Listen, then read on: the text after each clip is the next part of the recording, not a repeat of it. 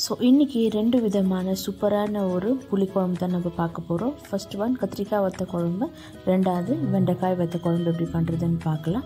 வாங்க வீடியோக்குள்ளே போகலாம். Hi all, welcome to Awesome Recipe. If you are new to my channel, do subscribe.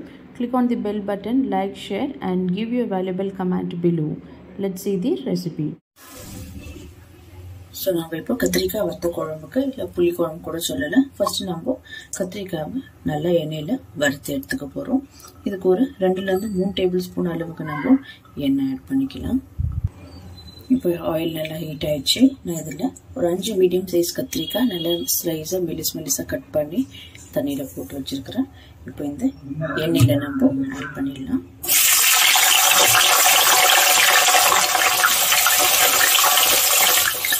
So இந்த மாதிரி வதக்கி செய்கிறப்போ நம்மளுக்கு புளி குழம்புக்கிட்ட வத்த குழம்பு நல்லா டேஸ்ட்டாக இருக்கும் நம்மளுக்கு.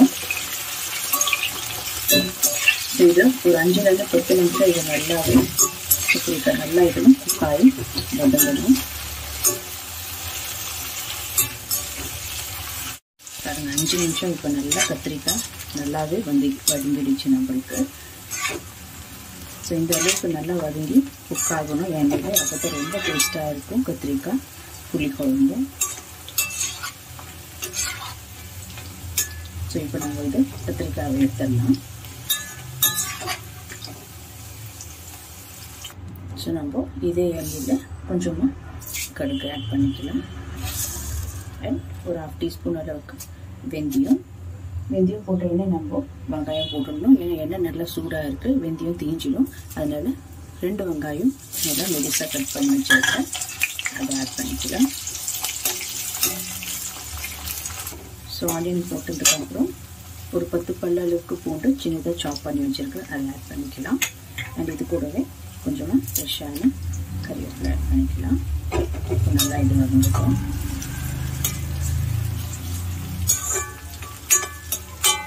வெங்காயம் நம்மளுக்கு நல்லா வதங்கணும். அப்போ தான் நம்ம நல்லா புளி குழம்பு இதில் நல்லா நம்மளுக்கு திக்காக கிடைக்கும், கிரேவி மாதிரி. ஒரு 5 மினிட்ஸ் நல்லா வதக்கிக்கலாம். ஸோ வெங்காயம் நல்லா இப்போ வதங்கிடுச்சு. இப்போது 2 தக்காளி சின்னதாக மீடியம் சைஸில் வச்சு கட் பண்ணி வச்சுருக்கேன், அதை ஆட் பண்ணிக்கலாம். நீங்கள் தக்காளி பேஸ்ட் கூட ஆட் பண்ணிக்கலாம் மிக்சியில் போட்டுட்டு. இது இந்த மாதிரி கூட போட்டால் நல்லாயிருக்கும் நம்மளுக்கு. ஸோ இது கூடவே கொஞ்சம் உப்பு போட்டோம்னா நம்மளுக்கு ஈஸியாக சீக்கிரமாக குக் ஆகிட்டு வரும். கொஞ்சமாக உப்பு போட்டுக்கலாம்.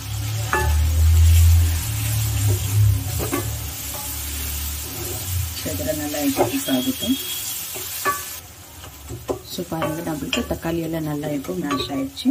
இதில் நான் கொஞ்சம் இப்போ மசாலா பவுடர் ஆட் பண்ணிக்கலாம். கொஞ்சமாக மஞ்சள் பொடி ஆட் பண்ணிக்கிறேன். கொஞ்சம் கலர்த்துக்காக Kashmiri red chilli 1 tablespoon இல்லை 1 டீஸ்பூன் போதும். இதில் 3 டீஸ்பூன் அளவுக்கு தனியாக ஆட் பண்ணிக்கலாம். 1 டீஸ்பூன் அளவுக்கு பெரிய மிளகாய் தூள், உங்கள்கிட்ட குழம்பு மிளகாய் தூள் இருந்தால் கூட அது கூட ஆட் பண்ணிக்கலாம். அவ்வளோதான். இப்போ எல்லாமே நம்ம லோ ஃப்ளேம்லேயே வச்சு நல்லா மிக்ஸ் பண்ணிக்க போகிறோம். இது ஒரு 2 நிமிஷம் இருந்தால் போதும் எண்ணெயில் இந்த பச்சை வாசனையில் போகிற அளவுக்கு. ஸோ 2 நிமிஷம் ஆயிடுச்சு. இது நல்லா மசாலாலாம் பச்சை வாசனை போயிடுச்சு. இப்போ நம்ம புளி தண்ணி ஆட் பண்ணிக்கலாம். 1 கப் அளவுக்கு புளி தண்ணி கரைச்சி வச்சுருக்கிறேன், அதை ஆட் பண்ணிக்கலாம். இப்போ இது ஒரு 2 நிமிஷம் நல்லா கொதிக்கிட்டோம். இது கூடவே இன்னும் 1 கப்பு தண்ணி ஆட் பண்ணிக்கிறேன். ஸோ நம்ம இது மூடி போட்டு ஒரு 5 to 10 மினிட்ஸ் இது இருக்கட்டும் அப்படியே. ஸோ இப்போ நல்லா கொதிக்க ஆரம்பிச்சிச்சு. இப்போ இந்த டைமில் நம்ம எண்ணெயில் ரோஸ்ட் பண்ணி வச்சுருக்கிறேன் கத்திரிக்காயை ஆட் பண்ணிக்கலாம். ஸோ இப்போ நல்லா மிக்ஸ் பண்ணி விட்டுருங்க. உப்பு கரெக்டாக இருக்குதானே செக் பண்ணிக்கோங்க. ஸோ இது கூடவே கொஞ்சோண்டு நம்ம வெல்லம் ஆட் பண்ணுவோம். அந்த புளிப்பு, அந்த காரம், அந்த ஸ்வீட்னஸ் ஃபுல் நல்லா என்ஹான்ஸ் பண்ணுறதுக்கு. ஸோ இது போட்டுட்டு இப்போ நம்ம மூடி வச்சு இது 10லேருந்து 15 நிமிஷம் அளவுக்கு நம்மளுக்கு லோ ஃப்ளேம்லேயே வச்சு நல்லா இது கொதிக்கிட்டோம். இப்போது ஸோ பாருங்கள் ஒரு 10 நிமிஷம் இது நல்லா கொதி வந்துச்சு. இப்போ நம்மளுக்கு இது கத்திரிக்காய் புளி குழம்பு ரெடி ஆகிடுச்சு.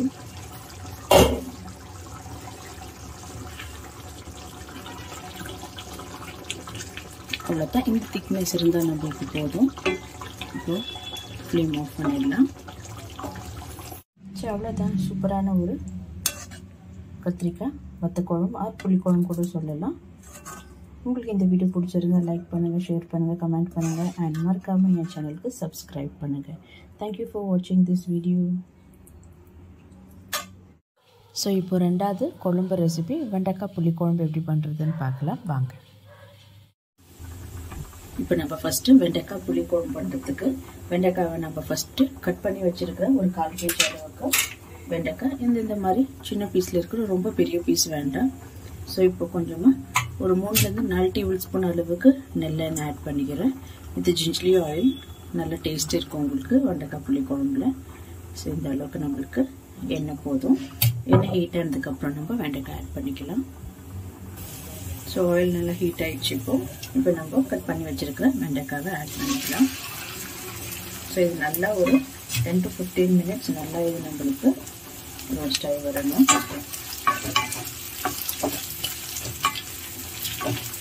சரி, இப்போ நல்லா ரோஸ்ட் ஆகுது. ஸோ பாருங்கள், இப்போ வெண்டைக்காய் நல்லா இப்போ வதங்கிடுச்சு. ஹை ஃப்ளேமில் ஒரு 10 minutes வச்சுட்டு ஸோ இப்போ நம்ம இதை எடுத்துக்கலாம். எண்ணெயிலேருந்து இந்த மாதிரி வதங்கணும் வெண்டைக்காய். அப்போ புளிக்குழம்புக்கு நல்லாயிருக்கும். இதெல்லாம் ஒரு மாதிரி நல்லா இருக்காது. இது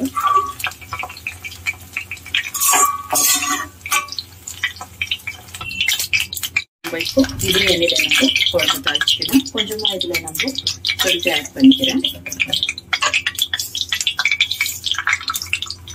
கடுகு ஒரு 1/4 டீஸ்பூன் அளவுக்கு வெந்தயம் ஆட் பண்ணிக்கலாம். ஸோ இப்போ இமீடியட்டாக நம்ம ஆனியன் ஆட் பண்ணிக்கலாம். ஏன்னா எண்ணெய் நல்லா சூடாக இருக்குது, வெந்தயம்லாம் நல்லா தீஞ்சிடும் இதில். ஸோ 1 கப் அளவுக்கு சின்ன வெங்காயம் ஆட் பண்ணிக்கிறேன். புளிக்குழம்புக்கு சின்ன வெங்காயம் யூஸ் பண்ணணும், இல்லைன்னா நோ ப்ராப்ளம். இன்னும் சின்ன வெங்காயம் யூஸ் பண்ணால் நல்லா டேஸ்ட்டாக இருக்கும். ஸோ போட்டாச்சு.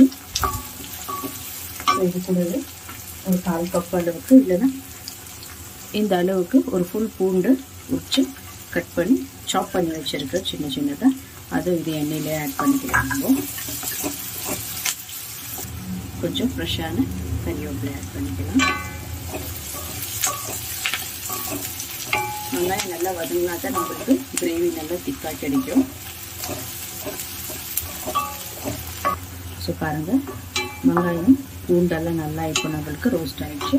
இதில் இப்போ 2 மீடியம் சைஸ் டொமேட்டோ சாப் பண்ணி வச்சுருக்கிற சின்ன சின்னதாக கட் பண்ணி வச்சுருக்கிறேன் அதை ஆட் பண்ணிக்கலாம்.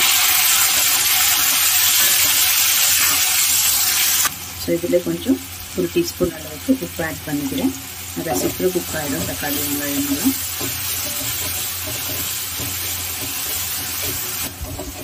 ஸோ தக்காளி நம்மளுக்கு நல்லா இப்போ மேஷ் ஆகிடுச்சு. இப்போ மசாலாலாம் ஆட் பண்ணிக்கலாம் நம்ம.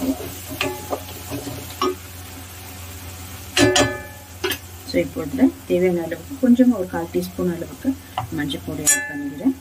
1 டீஸ்பூன் அளவுக்கு காஷ்மீரி மிளகாய் தூள் ஆட் பண்ணிக்கிறேன். இது நல்ல கலர் இருக்கும் வெண்டைக்காய் புளிக்குழம்புக்கு. 1/2 டீஸ்பூன் அளவுக்கு பிளெயின் மிளகாய் தூள் ஆட் பண்ணிக்கலாம். இது கூடவே ஒரு 3 டீஸ்பூன் அளவுக்கு தனியா ஆட் பண்ணிக்கிறேன். ஸோ அவ்வளோதான். இது நல்லா லோ ஃப்ளேமில் வச்சு நல்லா மிக்ஸ் பண்ணிக்கிங்க. மசாலா தீயக்கூடாது. ஸோ 2 நிமிஷம் இந்த மசாலா நல்லா எண்ணெயில் வதக்குனா நம்மளுக்கு அந்த பச்சை வாசனைலாம் போயிடும். ஸோ 2 நிமிஷம் வச்சா மட்டும் நம்மளுக்கு போதுமான அளவு. ஸோ அவ்வளோதான். இப்போ மசாலா நல்லா குக் ஆகிடுச்சு. இதில் 1 கப் அளவுக்கு புளி தண்ணி கரைச்சி வச்சுருக்கிறேன், அதை ஆட் பண்ணிக்கிறேன். கொஞ்சம் கூடவே இதில் தண்ணி ஆட் பண்ணிக்கலாம். 2 கப் அளவுக்கு தண்ணி ஆட் பண்ணிக்கிறேன். ஸோ இப்போ நல்லா சால்ட்டை செக் பண்ணிக்கிங்க, பத்தலைன்னா ஆட் பண்ணிக்கலாம். இப்போ நல்லா இது கொதிக்கணும். கொதிச்சு லைட்டாக எண்ணெய் வந்த அப்புறம் நம்ம வெண்டைக்காய் ரோஸ்ட் பண்ணி வச்சுக்கிறது இதில் ஆட் பண்ணிக்கலாம்.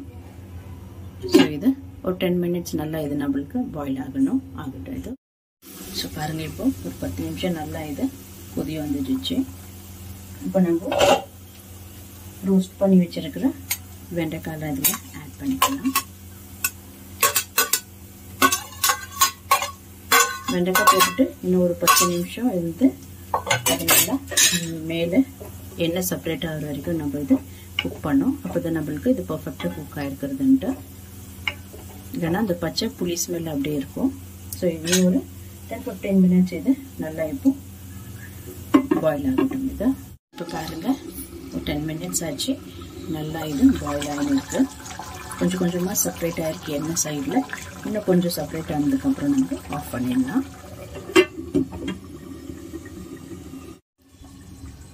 பாருங்கள், இப்போ டோட்டலி 15 மினிட்ஸ் ஆச்சு. இப்போ நம்மளுக்கு எண்ணெயெல்லாம் மேலே கம்ப்ளீட்டாக வந்திருக்கு பாருங்கள். இப்போ பர்ஃபெக்டாக நம்மளுக்கு இது குக் ஆகிருக்கு. இப்போ ஃப்ளேம் ஆஃப் பண்ணிடலாம்.